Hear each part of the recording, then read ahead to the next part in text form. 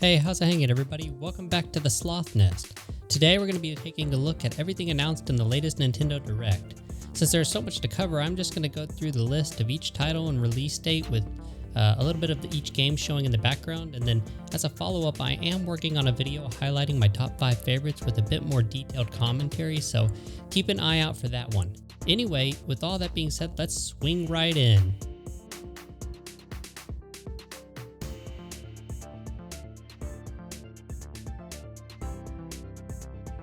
Alright, first up we have Mario and Luigi Brothership.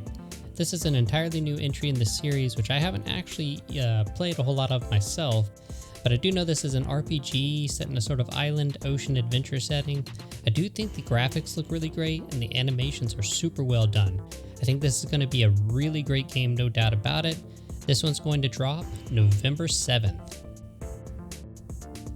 Following that, we have Nintendo Entertainment System World Championship Edition. This is a speedrunning challenge game. It has 150 levels from over 13 Nintendo games. Not sure if this is for me per se. I am a sloth after all, but I'm sure it will have Nintendo's typical high quality and polish. This one will launch on July 18th. Following that, we have Fairy Tail 2. Fairy Tail 2 is both a sequel and a game based off an anime and manga.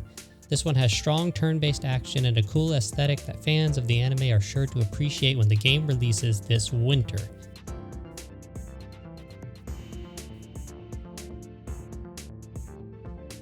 And then we have Fantasian Neo Dimension. This is a port from Apple Arcade.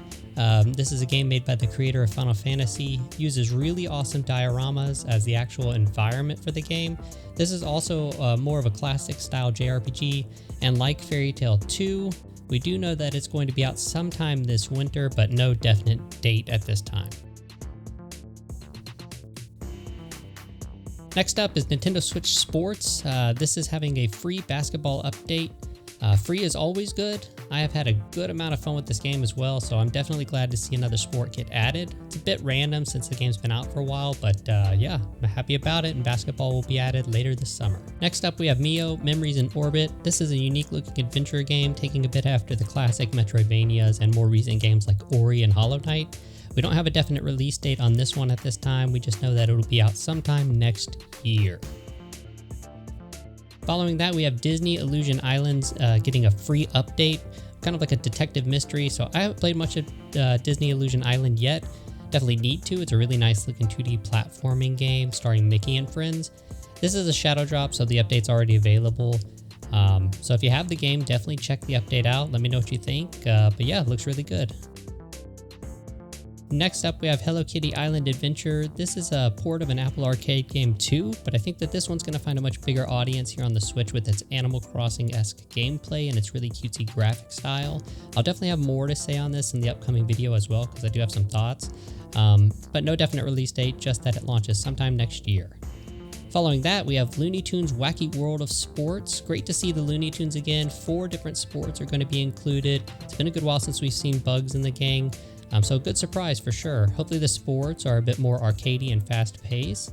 Yeah, it would really match the Looney Tune vibes. So yeah, definitely look out for Looney Tunes, which will be available fall of this year. And then we have Among Us is getting an update. This was shadow drop, so it's actually already available. I haven't myself played much Among Us, but I know it's hugely popular, so I'm sure this is a very welcome announcement. And like I said, it is free and it's already out. This one's kind of an interesting game. It's called Farmagia or Farmagia. I don't know the exact pronunciation there, but it's a really strange looking game, kind of like a mix between a Harvest Moon or a Stardew Valley and Pokemon. Pretty interested in how this one turns out. Very vibrant graphics. You kind of grow your creatures. So definitely going to be on the lookout for this one when it launches later this year, November 1st. Next up, we have Donkey Kong Country HD Remake. This is a remake of a Wii 3DS game. It was released on both. I love Donkey Kong. Not very good at them at all, but definitely grew up playing them. I will be on the lookout for this one. The graphics are really good. Looks like a nice version of the game, and it's going to include some of the 3DS levels. This game's going to come out January 16th, 2025. And then we have Dragon Quest III HD 2D Remake. Boy, what a title.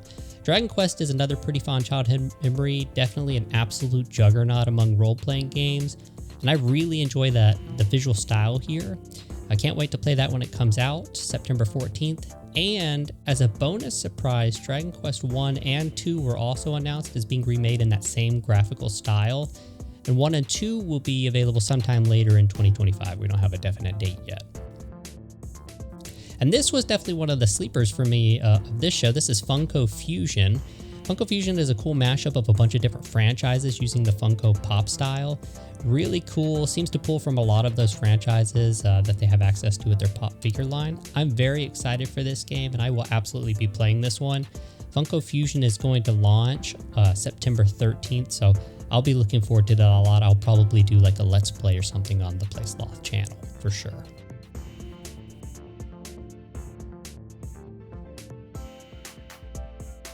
Next up, we have Luigi's Mansion 2 HD. This was not a new announcement, but was just another trailer that they included in the Nintendo Direct.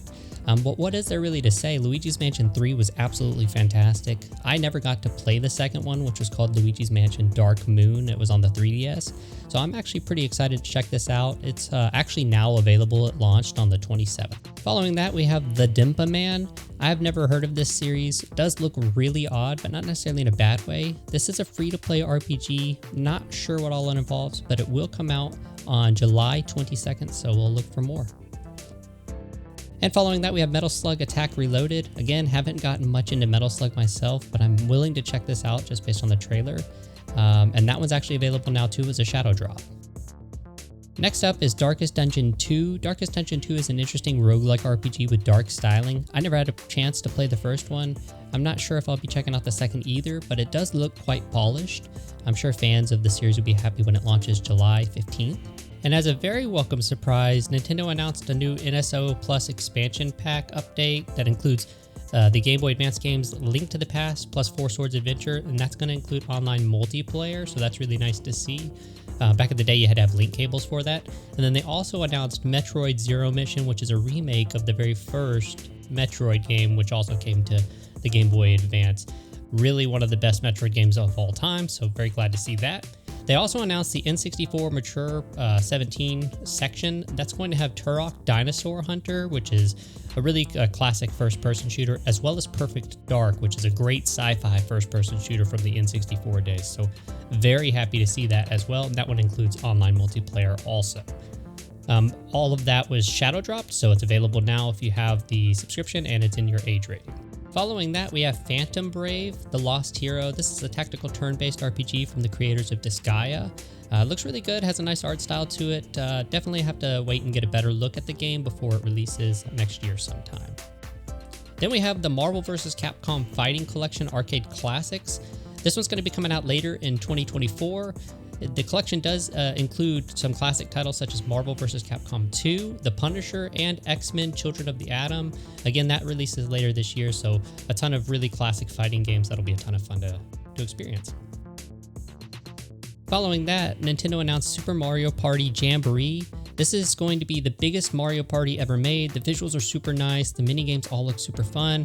If you're a Mario Party fan, this one looks like it's going to be a great time when it launches October 17th.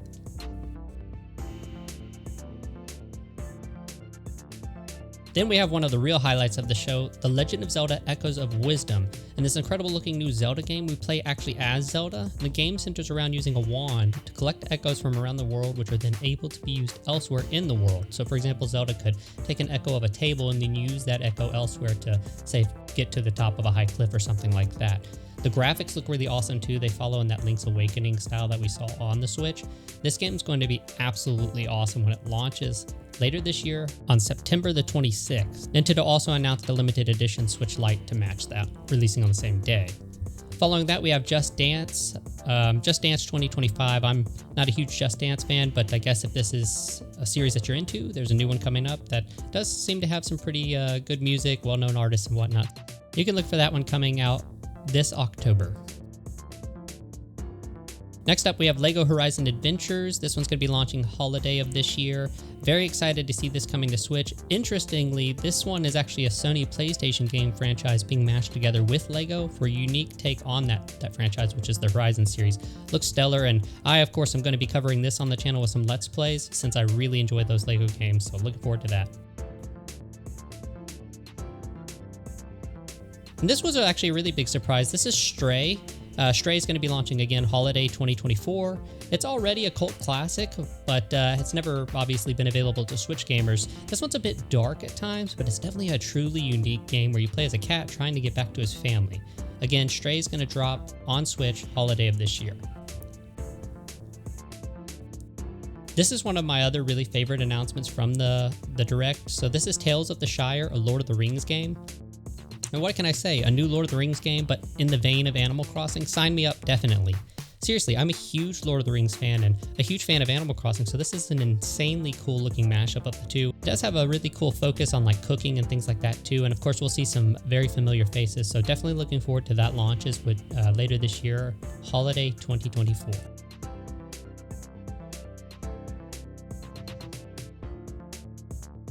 Following that, we had an Ace Attorney Investigations collection announced. That's going to be coming out September the 6th of this year.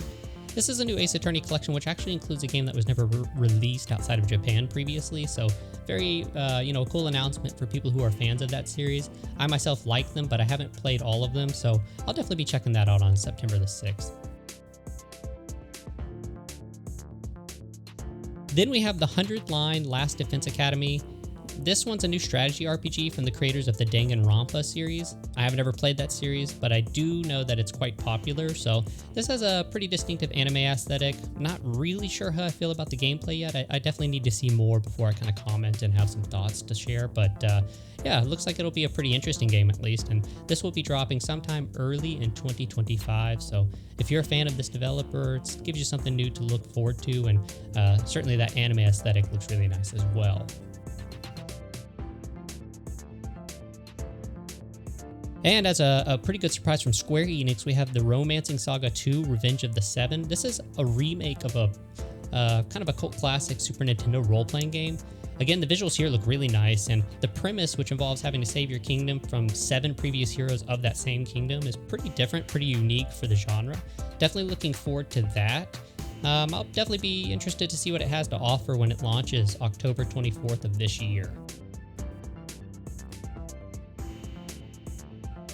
And finally, and I definitely think that this is just awesome, one of the best announcements I've seen in quite a while at any sort of showcase.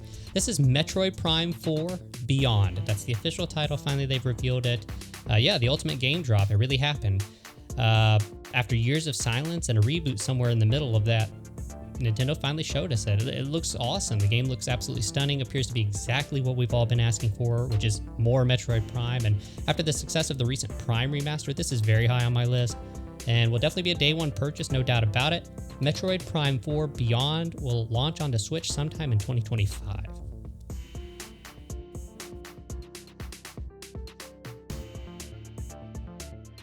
And there you have it, over 30 games featured at the recent Nintendo Direct and some seriously insane stuff in there as well.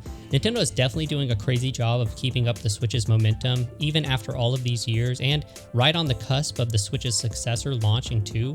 Hopefully we'll hear more about that soon as well. In any case, let me know what were your favorite announcements, and please like, subscribe, and hit the bell for more news from the Sloth Nest, and just want to say thanks for hanging around, and until next time, keep gaming in chill mode.